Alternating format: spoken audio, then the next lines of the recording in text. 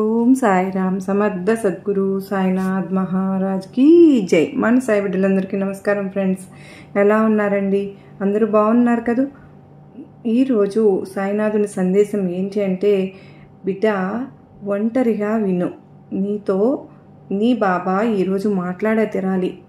ఎవరి దగ్గర చెప్పకుండా ఒంటరిగా విను. నీకోసం ఒక తీపి వార్త తీసుకువచ్చాను అని చెప్పి సాయినాథుడు అందుకు ఒక మంచి విషయం చెబుతూ ఉన్నారు. బిడ్డ, ఈరోజు నీతో మాట్లాడి తీరాలనే వచ్చాను. ఈరోజు నీ దగ్గర ఒక మాట చెప్పి తీరాలి. నువ్వు సంతోషంగా లేవు అని ఈ తండ్రికి తెలుసు. ఇక మంచి వార్త చెప్తాను విను. దీనంగా దిగులుగా కూర్చుని ఎదురు చూస్తూ ఉన్నది చాలు. సంతోషం అసలు నీ ముఖంలో కనపడమే లేదు. ఆ సంగతి నీ తండ్రినైనా కొట్టొచ్చినట్టు కనిపిస్తుంది. తట్టుకోలేనంత ఆవేదనలో ఉన్నావు కదూ. ఏం జరుగుతుందో, ఏ క్షణం ఇలాంటి వార్త వినాలో అని కలత చెంది కూర్చుని ఉన్నావు. ఈ తండ్రి నీకు తప్పక సహాయం చేస్తానమ్మా, నన్ను ఆదుకునే వాళ్ళు ఎవరూ లేరు అని నువ్వు బాధపడకుండా ధైర్యంగా నీ సాయినాథుడు నీకోసం ఉన్నాను అని విను. విన్న తర్వాత నీకే అర్థమవుతుంది. నువ్వు పైకి ఎంత నవ్వుతూ ఉన్నా నీ లోపల రగిలిపోతూ ఉన్నావు. అగ్నిగుండం నీ మనసులో ఉంది. నాకు తెలుసు, నేను నిజంగా నవ్వుతున్నాను, అందరూ సంతోషం దుఃఖం అన్నా నాకు తెలుసు తల్లి. ఎందుకంటే నా బిడ్డల కష్ట సుఖాలు నాకు తెలియదా చెప్పు? ఈ బాబాకు అన్నీ తెలుస్తాయి, కానీ నాకు మాత్రం ఎందుకు ఈ దుఃఖాన్ని నీకు కనిపించకుండా చేయాలి అని అనుకుంటున్నావు? ఈ విషయాన్ని నిన్ను అడగాలి. నువ్వు చెప్పనంత మాత్రాన నీ బాబాకు నీ మనసులోని బాధ తెలియకుండా ఉంటుందా? జీవితంలో ఉన్న అన్ని చోట్ల నా బిడ్డలు ఎవరు ఎక్కడున్నా సరే వాళ్ళని గెలిపించుకోవాలి, వాళ్ళకి ఏ కష్టము రాకుండా చూసుకోవాలి అని నేను తాపత్రయపడుతూ ఉంటాను. నువ్వు అలాగే బాబా నాకు సహాయం చేయకపోతారా, బాబా నన్ను ఆదుకోకుండా ఉంటారా అని నన్ను ప్రాధేయపడుతూ చూస్తూ ఉన్నావు. నువ్వు నన్ను నమ్మినప్పటి నుంచి నన్నే నమ్ముకుని ఉన్నావు, కానీ ఎందుకు ఇన్ని బాధలు నాకు అని ఎన్ని రోజులు ఈ తల్లి, ఈ బాబా నీ మనసు ఆవేదన అర్థం చేసుకోలేనా? నీ మనసులోని కన్నీరు రూపంలో చెప్పుకుని ఉన్నావు కదా. బాబా, అన్నీ ఈ కర్మలు నేను ఎప్పటి వరకు అనుభవించాలి? కష్టాలతో నేను బతకలేక అల్లాడిపోతున్నాను. ఎంతకాలం ఇంతటి ఒంటరి పోరాటం నువ్వు అని ధైర్యంతో కాలం గడుపుతూ, నా బాధ్యత నీకు ఉన్నది కదా, నా సమస్యకు పరిష్కారం చూపించు తండ్రి అని ప్రాధేయపడి నన్ను కన్నీటితో స్వాగతం చెబుతున్నావు. నా వైపు దీనంగా అడగడం నాకు ఎంతగానో బాధగా ఉంది బిడ్డ. అన్నీ నాకు అర్థమవుతాయమ్మా. నీ కర్మ దోషాలు తొలగే వరకు ఈ బాధలు కష్టాలు అనుభవించక తప్పదు. నీ యొక్క ఓపిక అనే నమ్మకం అనే ధైర్యం అనే నీ బలంగా మార్చుకుని తప్పకుండా నువ్వు గెలుస్తావు. నీ ధైర్యం నీకు శ్రీరామ రక్షగా ఉంటుంది.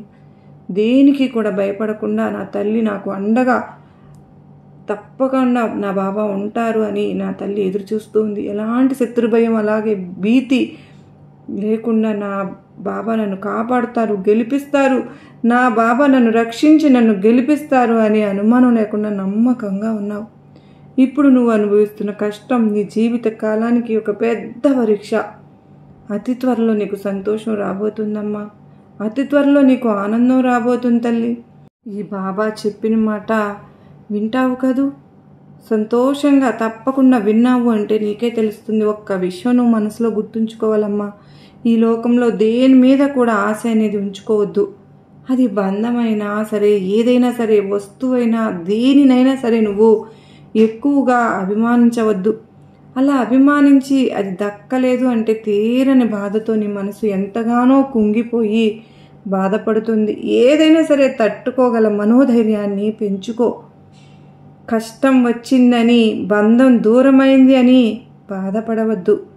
నీకు ఇప్పుడు కాలం బాగాలేదు అంటే, టైము బాగాలేదు అని అంటే దిగులు చెందవద్దు. నీ బాబాను నువ్వు పిలిచావు బాబా అని, కానీ కాలం బాగోకపోయినా సరే అన్నిటికీ నేను సరిగ్గా చేస్తాను. నాపై అభిమానం ఉన్నంత వరకు నేను ఎప్పుడు నీకు అండగానే నిలుస్తాను.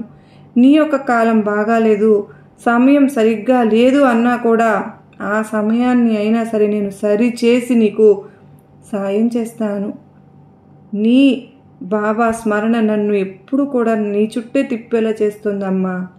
ఈ బాబా స్మరణ చేసే నీకు ఎలాంటి గ్రహ దోషాలు, జాతక దోషాలు ఏవి కూడా అడ్డురావు తల్లి.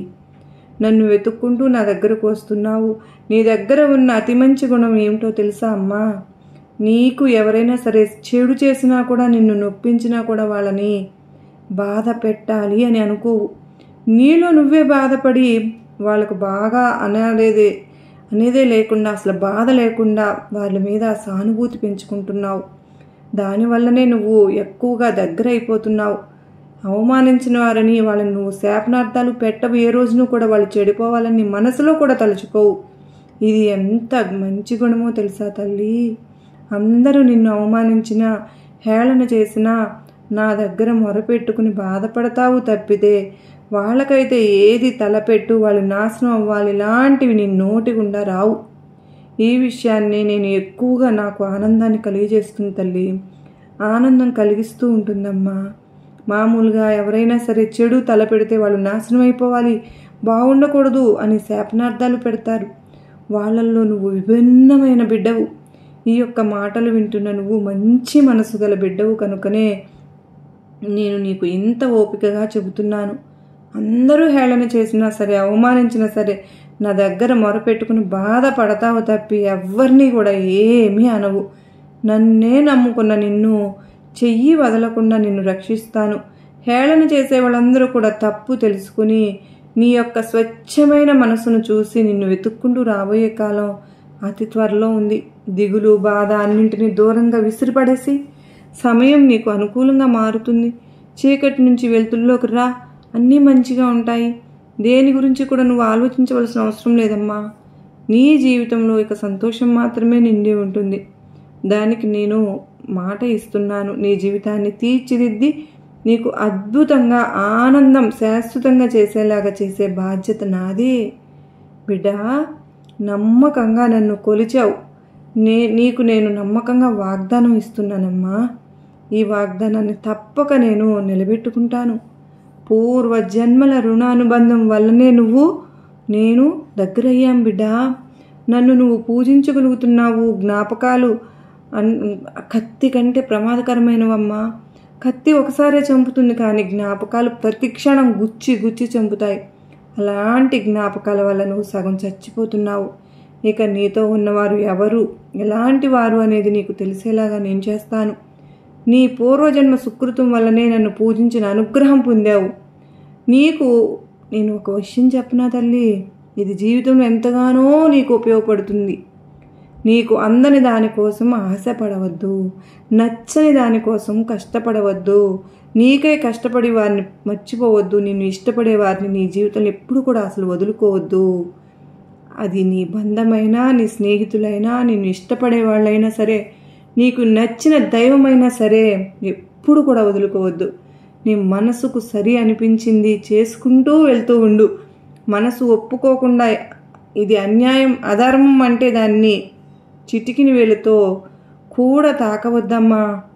నీ కష్టాలన్నీ తీరిపోయి తప్పకుండా నీకు మంచి రోజులు వస్తాయి.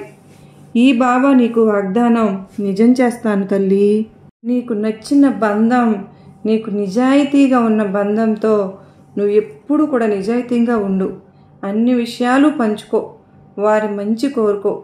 ఏది వారి దగ్గర దాచవద్దు. వారికి చెడు అనేది తలవవద్దు. వారిని గురించి ఇతరులకు ఏమీ చెప్పవద్దు.